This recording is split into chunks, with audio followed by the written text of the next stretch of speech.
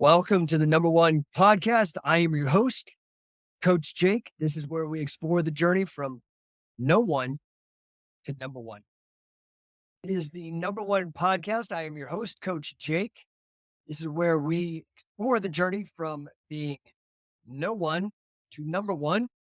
I hope you guys are all doing good today. I had a couple great responses yesterday to the podcast. Today, I want to talk to you about why is entrepreneurship the key to financial freedom. And by the way, welcome, Lyrically Indigenous and Muscle Wizard. Let's do some hearts. Nature Boy 10th Planet. All right, great name.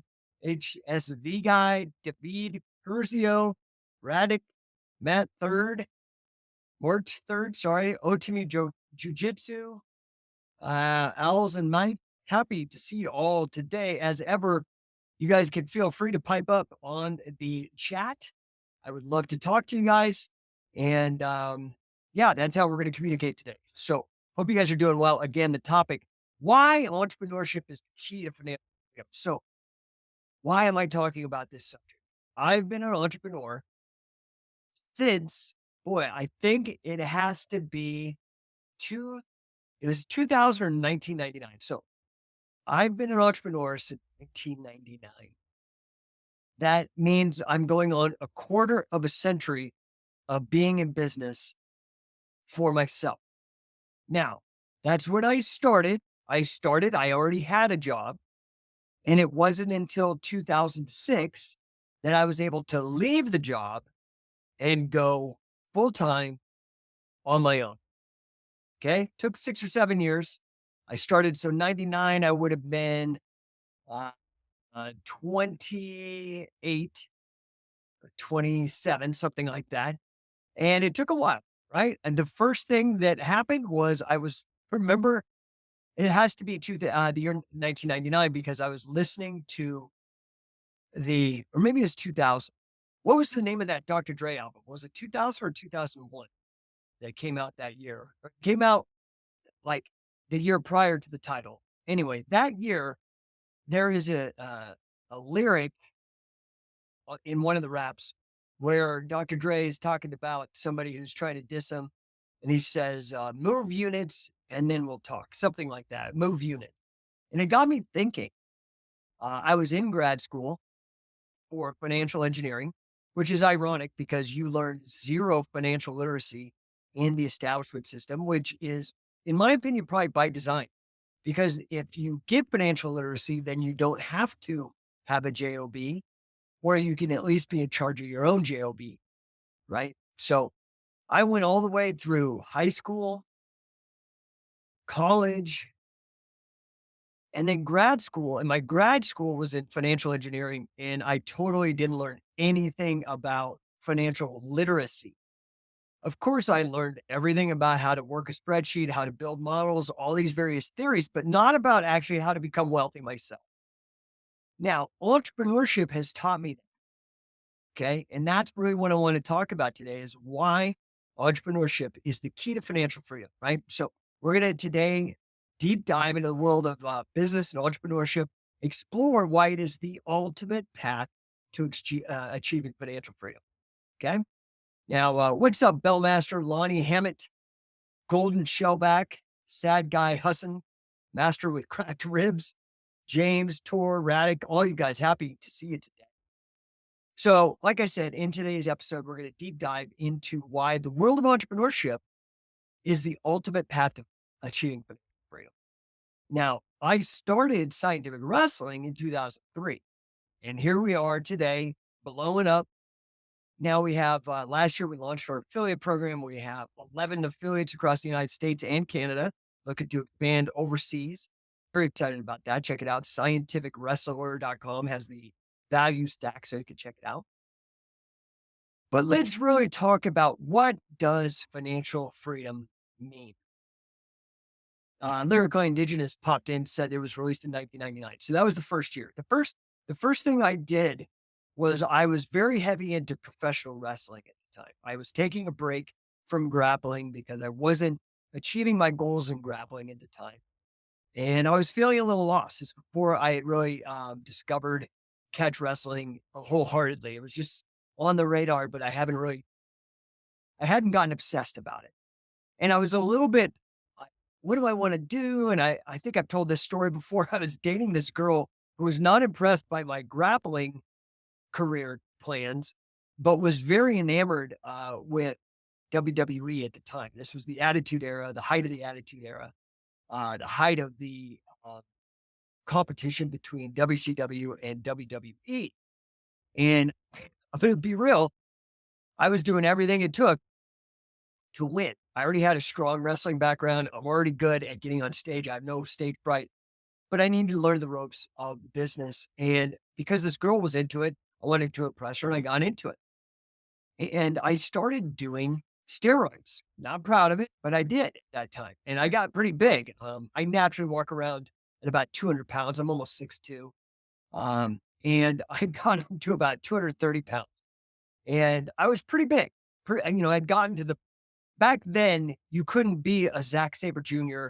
You couldn't be a Adam Cole. All the little guys were having a hell of a time. It's very difficult to get booked. I think the only guy was Rey Mysterio that was small. So you had to get as big as you could. Anyway, I figured out that, oh man, I'd heard that Dr. Dre lyric. And I thought, you know what? I can't be the only one that wants access to these things. Now you can go and get testosterone replacement therapy. You can just go to your doctor and they'll take care of you. But back then it wasn't so easy. I've done a lot of research and found all of these overseas companies where it's not illegal, like in Mexico and Canada, it wasn't illegal to get certain kinds of steroids, like Decadurbolin and these other lower end D-ball and things like that. So I had this list of all of them and I concatenated the list and made a directory and started selling it, not online, but in the back page of like the San Francisco Weekly, you could run an ad. And so I'd run these ads. And that was my first thing. And I made some money. It wasn't huge, but it was profitable, but it wasn't huge. But that's when I got my first taste. Right. So from there, I experimented. I tried to make a set of Excel add-ins in a spreadsheet that you could sell that would do calculations, body fat, body mass, these kind of things, track your workouts, give you all that. I called it Fitnomics. Back that was my second endeavor. And again, it was okay, but I wasn't making that kind of money. Now, I became obsessed with Catch as Catch Can. And all I did is I had to look at one of the ways that I determined the projects, and I still recommend this to my clients today, is when you find something that you're obsessed with, and an easy way to figure out what you're obsessed with is go look at your credit card and your bank statement. What do you spend a lot of money on outside of expenses that are normal, like food, shelter? And I was spending all my money going to camps. I went to the Team Quest first MMA camp back in, I think that was 2003. And I was traveling getting all this training, learning Japanese style pro wrestling because I started getting obsessed with catch wrestling. And I was like, well, this is great. If I start a business, I can write all those expenses off. And then I could and if I produce quality, valuable content to other people and learn how to package it, market it, and sell it, now I can make money. Does that make sense? So, Buttbag King, welcome. It says, just saw Frank the Legend say he was legit, and I've been a fan of Catch since seeing Ken and Frank step in the octagon. Thank you, sir. Appreciate it. Man, we got a lot of people in the chat. So why financial freedom? Why is entrepreneurship the key to financial freedom? Okay. Well, let's break down the definition of financial freedom. What does it mean? Okay. It's the ability to live your life on your own terms. Okay. Free from constraints like traditional 9-to-5 jobs, bills, that kind of thing. It's really about being able to do what you want, when you want, and with whom you want. Okay. So this is the thing that you have to understand about entrepreneurship. Back then, I was working in banking. I had just in 2002, the year prior to founding Scientific Wrestling, I earned my Master of Science degree in financial engineering, which is basically a combination of financial mathematics, statistics, stochastic calculus, um, derivatives, financial derivatives like options, forwards, swaps, things of that nature, and a little bit of computer programming. Heady stuff. Cool to know, but not my passion. It's pretty boring, but it paid me well. Okay. So but I didn't have options. I had to show up to the office every day.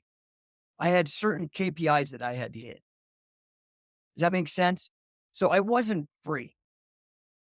So the first reason why it gives you financial freedom is it allows you to be in control of your own income.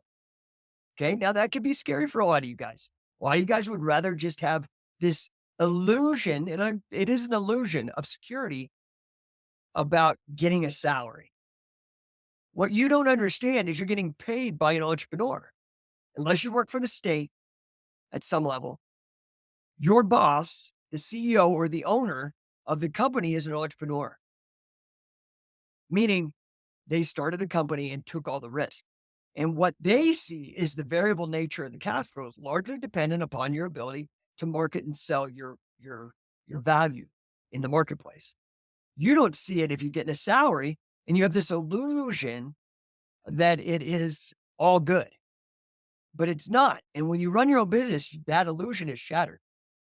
And you understand that you relying on somebody else for your own paycheck is very dangerous, very high risk.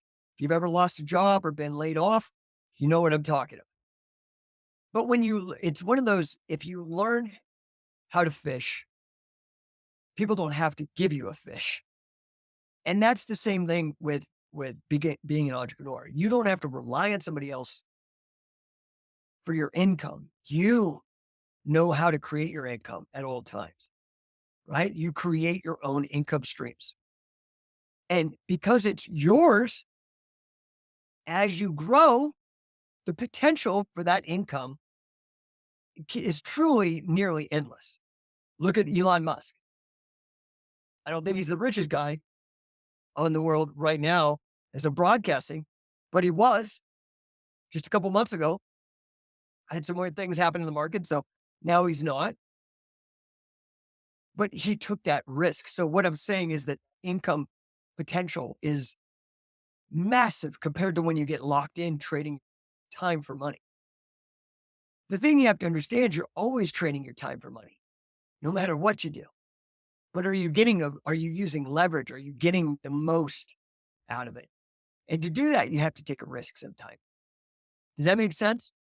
Welcome, Cairo Hall. Welcome, Stuart Durston.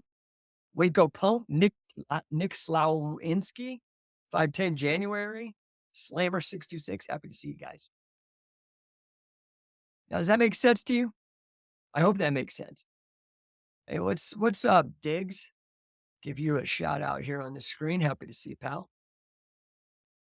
And let's see, we got Walt here. How goes it, brother? It is excellent, sir. I would say good day, but it's great day. So I think I got to change that. I don't know. Give me a number one in the chat if this is making sense to you. This is absolutely crucial. You have to be in control of your own income if you want to be in control of your own destiny. Now, not only do you get to control your own income, another reason why entrepreneurship is key to financial freedom is because it allows you to actually diversify your income streams. So once I actually started getting traction, I had my first couple failures, and then I figured out how to do scientific wrestling. Now I found something that connected with people. Next thing I did is I created the mace belt. The whole mace movement. And that connected with people. Then I was still working. I had this other job, and I was at this, it was a reverse mortgage, the largest reverse mortgage originator at the time. And I was in the metrics. I was the manager of I can't even remember my title. So long ago. But basically, I was a statistician and doing a lot of analysis for them. And I was having these really big wins with entrepreneurship and seeing the potential And I was like, okay, these are cool, but I really want to blow up. I really want to do something big. And so I actually I had a boss at the time, John Lundy, and he kept hammering me. He kept saying, dude, I need you to give me these market share statistics. Now, all the companies back then for reverse mortgages were privately held. So I couldn't go out to like a K1 and get the data. It was like, dude, I can't do that unless you give me a corporate espionage budget. And I'm not going to, as a joke, but I couldn't get the data. And so I kept racking my brain. And earlier, I had worked as a statistician at a data cooperative called Abacus Direct. And so I had an epiphany in the shower because my mind was in this creative entrepreneurship mindset. First of all, I adopted the entrepreneur mindset, and I was in the shower. The idea just manifested, magic in my head, popped in. What's up, Eric Paulson? Good to see you, my friend. So it popped into my head this idea that why don't I take this idea from the past when I worked at this database cooperative? It was in a marketing database cooperative. Abacus Direct was a subsidiary of DoubleClick, the big internet click uh, company. They did banner ads and stuff like that. I said, why don't I take the ideas that I've learned when I was a statistician at this database cooperative and apply it to this reverse mortgage space? Now we could create a database where all the people that I couldn't get data from, I would protect them legally with non-disclosure agreements and this, and they'd all contribute data, and then I could sell them back the reports because I knew that if we wanted that data, these other people did, but we could protect the data, spit back these reports, and show them where they ranked, but not reveal who else was ranking or whatever. You understand? And I went back to my boss. We had a weekly meeting, and he said, "Hey, what's going on?" I said, "Hey, I figured that problem out." And he was very excited. And he goes, "Well, what is it? How are we going to do this?" And I said, "Well, you're going to have to quit. I'm going to quit. We're going to take Topher, the database guy, with us, and we're going to create it out for him." And he thought about it. And guess what? He quit, and we started it. And it was the first reverse mortgage consultancy in the space, still going since 2006. And we all quit. And since 2006, I have not worked for anybody else. Then I decided, okay, I don't want to be doing this work because it wasn't my passion. And my wife had an opportunity with a software company that she was already working with. And so we decided to work on providing enough value to where we could buy in and take over the company, which we did. Meanwhile, I was still working on Macebell. I was still working on scientific wrestling.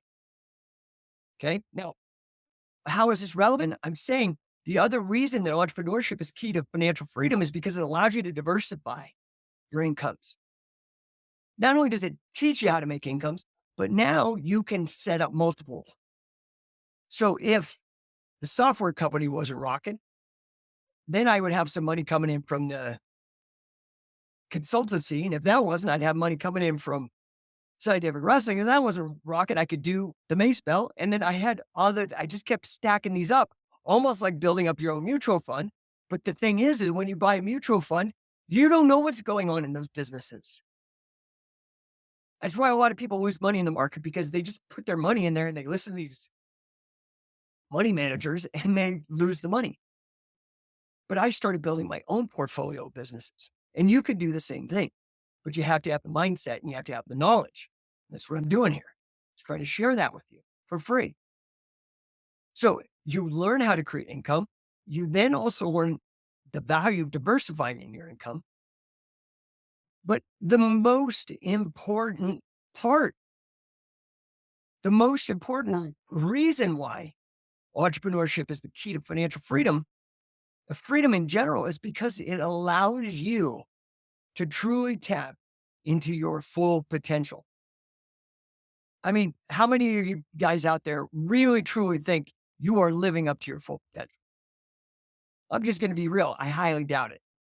I think that probably 95, 99% of people out on the planet are not living up to their full potential.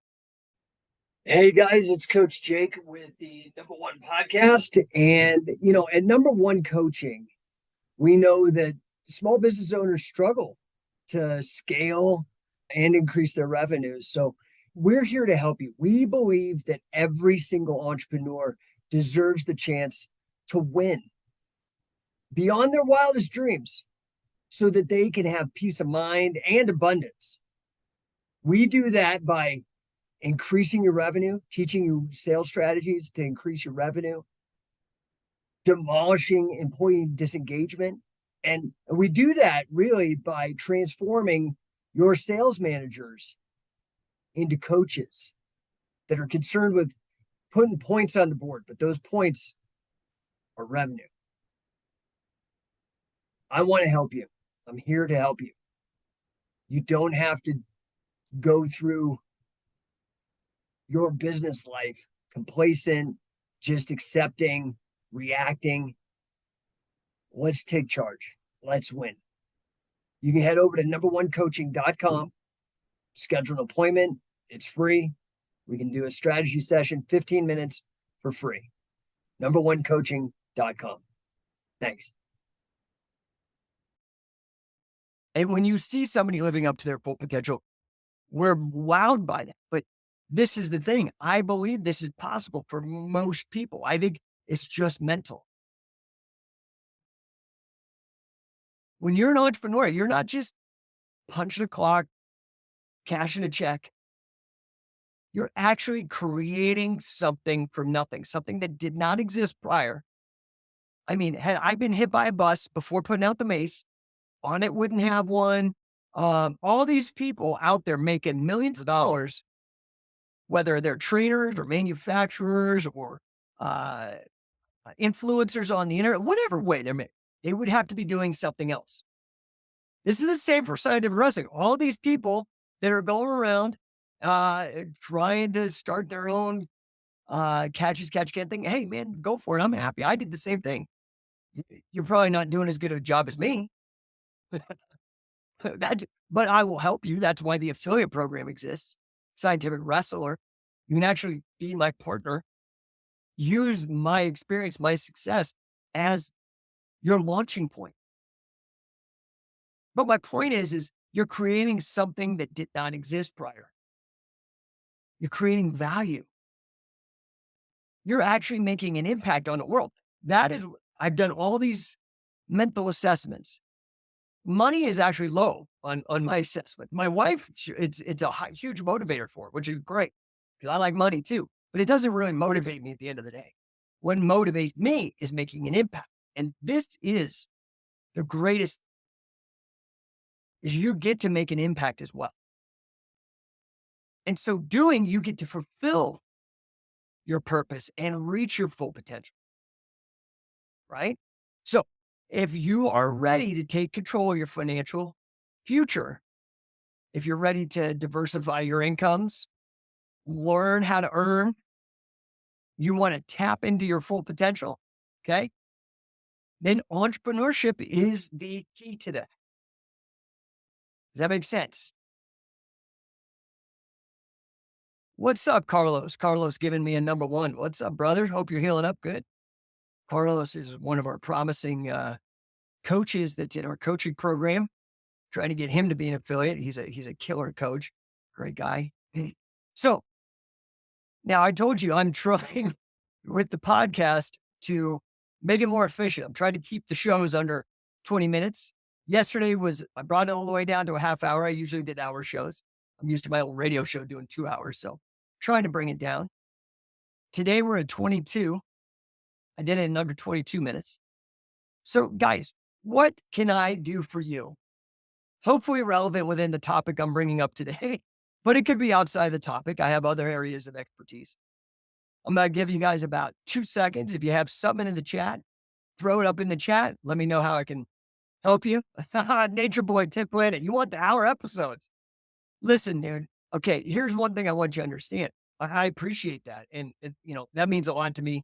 And I appreciate you not only just piping up and giving me your 2 cents, but that you want more time with me, which I appreciate that. The challenge is my time is valuable.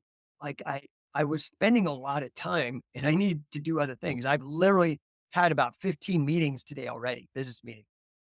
So I want to be able to give to you guys, but it is difficult. So That's part of the reason why I'm doing the shorter format. I may eventually go to longer format, but we have to start monetizing this because my time is better spent elsewhere. I've got 3 kids in private school. I've got a mortgage. I got all these obligations that got to get done. So, in addition to actually getting the business going too, because this doesn't really monetize for me. This is more of me doing a public service to help you guys and educate you guys as much as I can. So I hope that was really good. Oh, we've got the Emperor Charlemagne. Wow, that is one hell of a title off of YouTube saying, I always catch your podcast and hear about at the end of them. Um, so here's the good news, guys. Part of the reason why I'm shortening them too is that I've engaged a professional producer and the producer is really helping me blow this up. And one of the things that's good about this is not only are all the shows up on YouTube, so you can go over to my YouTube channel, both on the Scientific Wrestling and my personal #1 channel, but they're also on Apple Podcasts. I'm really excited about that because about 80% of the big guys, and I want to get up there. I'm always trying to be #1. So most of the big guys, they get 80% of their traffic off Apple Podcasts. So I'm super excited. You can go find me over there. I'm going to put the link up as well. Um, Dennis Carminati, welcome. Stellar Steven gives me a #1. Thank you, sir. All Nation Tattoos, Dave Ujum joined. Let's see. Oh, and then Charlemagne says, Emperor Charlemagne, speak about the spirit of wrestling and MMA compared to BJJ and how catch plays a role.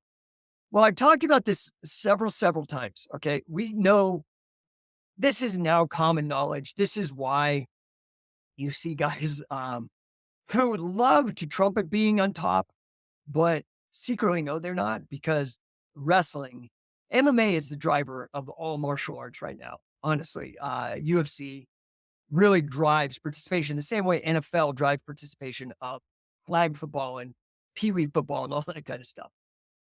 Wrestling is the greatest predictor of champions in MMA, period. Statistically, and this has been going on for decades now. Um, there is some lag time with the propaganda and the marketing being sold about, let's say, Brazilian Jiu Jitsu. There are twice as many MMA champions that come from a strong wrestling background than do Brazilian Jiu Jitsu. So we know this is statistically a fact. It's not even worth arguing. Yes, we all know about Gordon Ryan.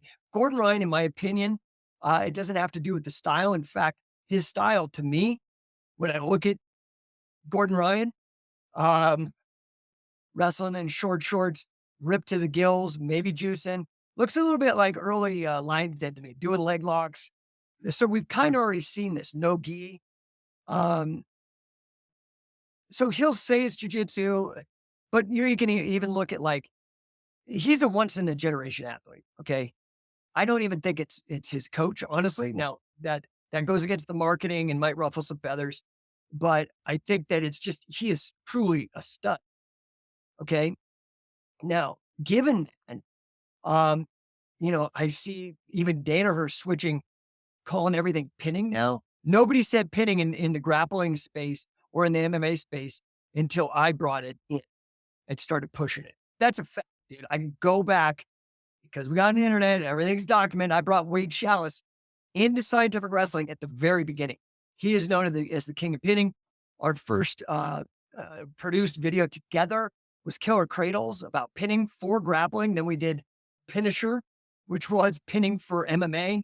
So this is all stuff and people are now following what we have established in our research. And I'm very honored by that. I wish people would actually start citing and giving credit, but they don't. Now, so that's this period of relative wrestling and MMA compared to BJJ.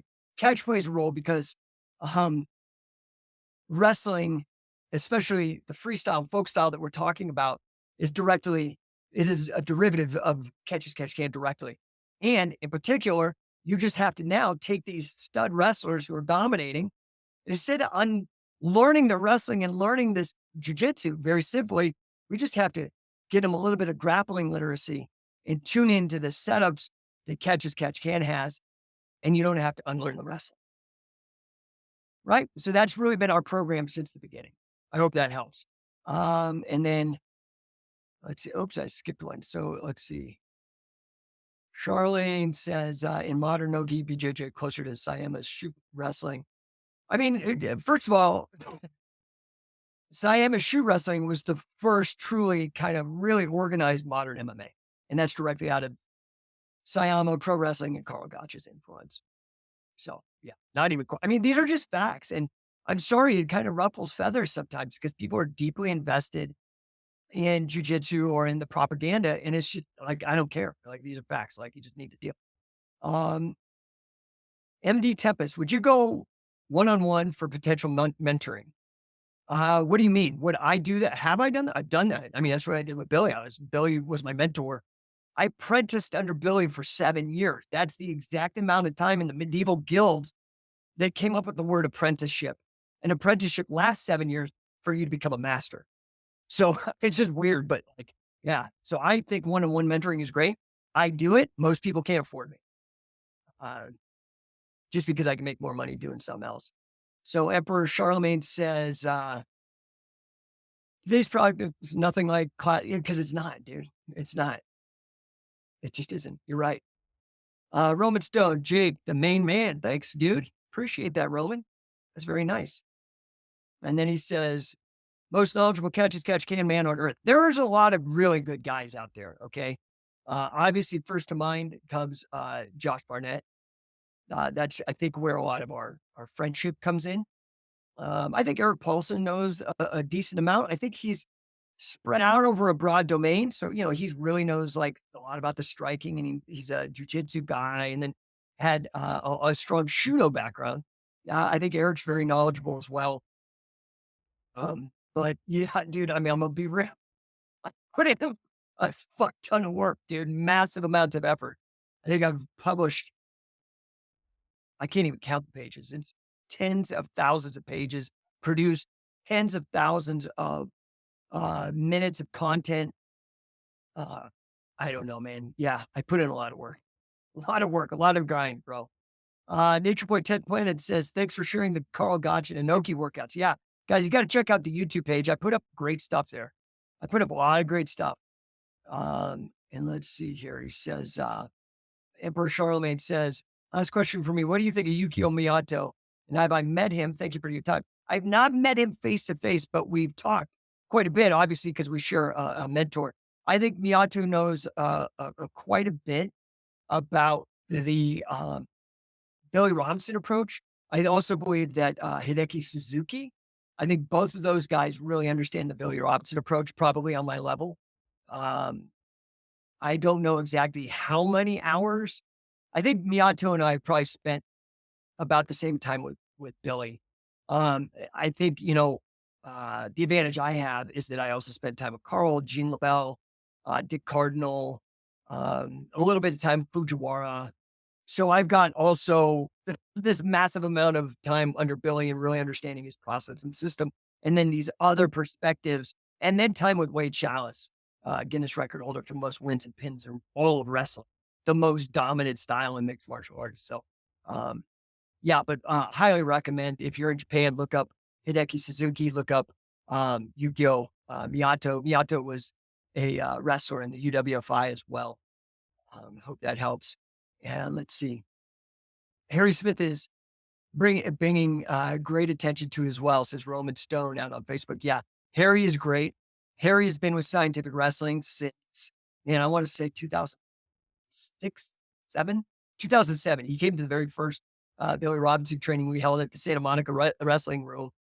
And Harry's been great. So he's a full coach with Scientific Wrestling. In fact, you guys, I've tried to make these opportunities. You could have trained with Dick Cardinal, man, right? I mean, Gene LaBelle made himself a bell. You could have trained with him.